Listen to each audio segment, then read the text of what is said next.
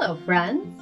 Welcome back, and thank you for joining us here today for episode 2 of A Detoured Path, where we fully, firmly believe that sometimes the only thing we all really need in life is just a little reroute. My name is Chelsea Marie Mauger, and I'll be your host here today and every day on A Detoured Path. So to all our new and returning listeners out there, if you're finding yourself in need of a little reroute, or already meandering down that unforeseen pathway in life, which is probably about 99.9% of the world's population right now, or just interested in possibly thinking about things a little bit differently, this could be the show for you. We will be sharing personal accounts, stories, and a variety of perspectives in order to help us all gain a greater sense of community and connectivity in this little thing we call life. Just our little disclaimer before we begin. Though we do try to keep a mostly G or PG rating here at A Detoured Path, we are discussing life, and life is not always G or PG rated. That's just something to keep in mind in case you are listening with any little itty-bitty tater tots present. Chelsea, tell me a story.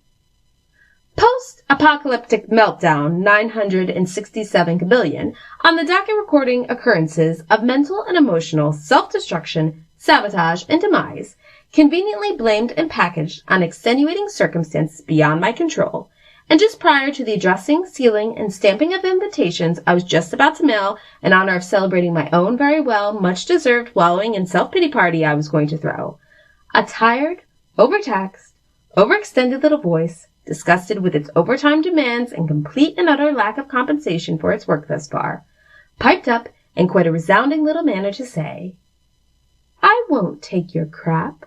It takes time to adapt. No one said every day that you'd get a roadmap. I'll put some guidelines in place. You need to set your own pace. Only wisdom and time can be your saving grace. Now get out of your head and just do what I said. In no time at all, you'll be out of the red." Well, thanks, self. That's very nice of you. I mean, that is great. That truly is just great. That speech was great. And I just want to let you know how much I appreciate you. I appreciate you very, very much right now. But you see, the thing is, well, you see, what I don't understand is, but what I mean is, but what I don't mean is, but what if I can't and, what if I don't and, what if I want and, but what if I can and, but what if I think and, but what if things change and, but what if I change them? But what if we change them? But what if we can't? But what if I can't? But what if I won't? But what if I am? But what if you are? But what if you aren't? But will you be there then? But can you be there then? Until like the end then? And then be again then? It is pretty much at this exact moment when any and all versions, conversions, and abundantly colorful inversions of myself decided to throw the entire rulebook and all its contents at me and all my problems, perceived problems, and preconceived problems the universe seemed to have in store for me and appear, as if by magical force, there, stenciled and spray-painted bright pink, I might add, across the pillars of the underpass I just happened to be moseying on down, was the quote, "Not everything that is faced can be changed, but nothing can be changed until it is faced." Whoa. Okay. Divine intervention at its best, folks. It is at this moment when I decided that maybe it was time I completely changed both my approach and my perspective. On a physical, tangible level, above an underpass is literally a whole other pathway we can go down. There's a whole other street, roadway, walkway, etc. And here in this underpass was this amazing quote spray-painted across it. "Not everything that is faced can be changed, but nothing can be changed until it is faced." Now what if I stood on top of that quote? What if I took those words in, let them worm around inside my mind, brain, and psyche, and built myself up directly on top of them? I would be able to put them on like a new article of clothing and walk around in them. I would prance and strut around in them like a 4-year-old does in their fancy clothes to their favorite song. Just like that underpass did for that street, I would have a new place for my feet to land, a new pathway to travel on, and a new place to go and see. Wow. I think someone just turned the lights on in what was once a moth-filled, dark and cluttered closet. You know, the one where you throw all your winter boots and supplies you bought because you think you should have them, but you don't ever really use them, or you use them so infrequently that you might as well throw them there where you don't really need to get them anyway, and save the easy-to-access spaces for all the things you actually use and wear. But because you never ever really want to have to climb back there, you end up coming up with the most colorful, ingenious solutions to the on-occasion times when you might actually need that stuff, so you don't ever actually use that stuff in the first place. So in essence, that closet just ends up being a giant, great big pit of no return, because why bother having to go back there if you don't need to go there anyway? Yeah, that one. We just turned the lights on in that area of our living quarters. Once the pit of no return has caught light, it is time for us to do a sharp 180 and do what needs to be done. Because the absolutely fabulous person that we are cannot survive and thrive in a pit without eventually expecting to get buried. This being said, we might as well poke some serious fun at ourselves when it is absolutely necessary in order to recognize our own ridiculousness and given humanity. If we can't, we might find that in the end we are living in a place where there is one and only one person present, and that can be a very lonely place to be. So, in an effort to let some of our nonsense go, we find ourselves at this impasse. Hello, my name is Manage. I left Micro at the door. We couldn't work together, so I laid him on the floor. We couldn't seem to conquer who would be the one in charge. I said he was Napoleon. He's mad he's not that large. He likes to think he owns me. I have another plan. I have a secret weapon, and truly I'm a fan.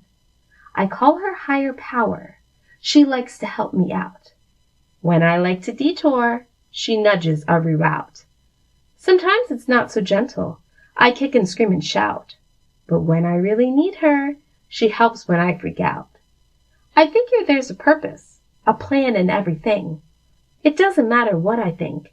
It's still happening. I wonder what's the lesson? What have I got to learn? Maybe the solution is none of my concern. Maybe I'll stay open and take things as they come. I'm only seeing pieces. I haven't seen the sum. The answers are still out there. They're lining in a row. By removing all the pressure, the faster I will go. She wants me to see clearly. A fog can't wade the storm. Sometimes I can forget this and think the fog's the norm. If I take a step back and give the circumstance a beat, things will come together. I won't crumble with defeat. Not knowing's really something. It means you're not in charge. That's when Micro likes to pop up. He's threatened he's not large. If I build a pathway and move towards greater things, his screams will turn to whispers. I won't notice when he rings. Soon his presence dampens, grows softer, then dies out, and I am left with power because my spirit did not freak out.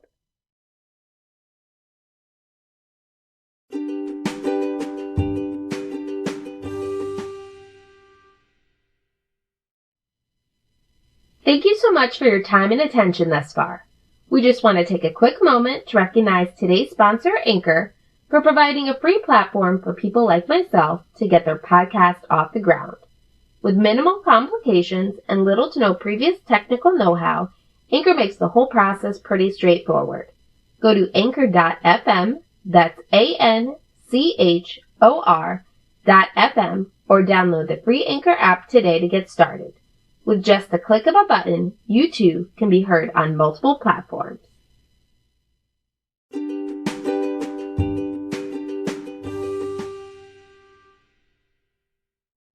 Yes, because my spirit did not freak out.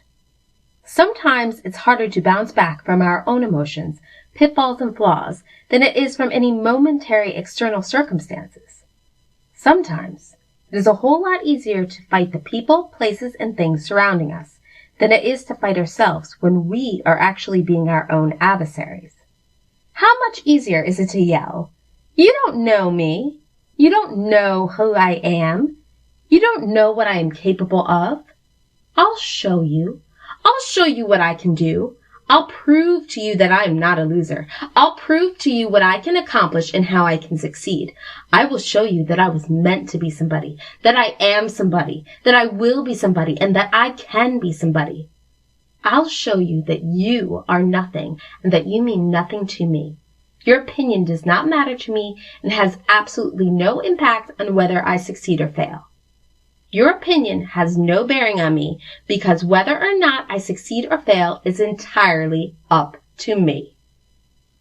How much easier is that to say to someone else than it is to say to ourselves, especially when the greatest piece of resistance is the one coming from within us? Sometimes the greatest coat of armor we need is the one to protect us against ourselves. Some days you rise and some days you fall. But resiliency will always help us rise above all. This following spoken word poem was written for the days when we need to regain our focus and redistribute lost forces after fighting a losing battle with ourselves. It is appropriately titled, After the Fall. Resiliency is the ability to get up when you fall. Resiliency is continuing post hitting a wall. Resiliency is the momentum that helps drive you forth. If you're brought down, you still keep towards north. Resiliency gets you up after the fight. Resiliency gives you courage to speak up when it's right. Resiliency is the light at the end of the day. After the darkness, you will still be okay. Resiliency is the movement to persist and proceed. Resiliency allows you to do more than you need. Resiliency picks you up and out of the dust. It brushes you off so you can do what you must. Resiliency makes life so easy to play. Resiliency keeps you solid so your edges don't fray. Resiliency is the key to this whole master plan. You believe in yourself because you know that you can. Resiliency is a gift that is not utilized. Amidst all the chaos and through all the cries, resiliency is the backbone and is our true spine. It reminds us eventually we all will be fine. Resiliency is the peace that holds in our frame. Negativity may knock, but then leaves where it came. Resiliency is the spark to help with the light, igniting our fire in a power so bright. Resiliency is the wind that lifts up our sails. It keeps us afloat and prevents all our flails. Resiliency is the fuel direct from the source. It is our true compass and keeps us on course. Resiliency keeps us going when we just want to quit. Resiliency has us standing when we just rather sit. Resiliency gets us up and over the hump. Resiliency lifts our spirits when we're stuck in a slump. Resiliency is this calm we can bring to the storm. We may have been hit, but we've not lost our form. Even when our self refuses to let our own light shine in, it will find a way to get through even the tiniest of cracks, because there will always be a flower that blooms through the grates in the sidewalk. No one and nothing can stop us, not even ourselves. You can credit and transfer and try to upload, but none of these tactics can silence your bold. You were meant to be here, now it's time to be heard. If you silence yourself, then you silence the word. It's not yours to keep or to hide or to hold. It's yours to surrender, so let it unfold. Let go of your judgments, don't question what if. If you follow the guidelines, it'll come as a riff. Keep tapping into the gifts as they are. Their weight and their value will help you go far. Be mindful and present, aware when you're out. If you hit a roadblock, then just take a new route. It's so easy to say, not as easy to do, but if you persist, you will always break through. Things don't make sense if you superimpose, but when it's just right, you will already know. We all have a story to tell, but not everyone thinks they have a reason to tell it. Sometimes, all it takes is a single person to tell you, you have a reason. You are the reason. Now go tell your story. Just tell it. And friends, that is all we have time for today. If you'd like to leave a comment or message, you can do so by clicking on that message button located on your screen.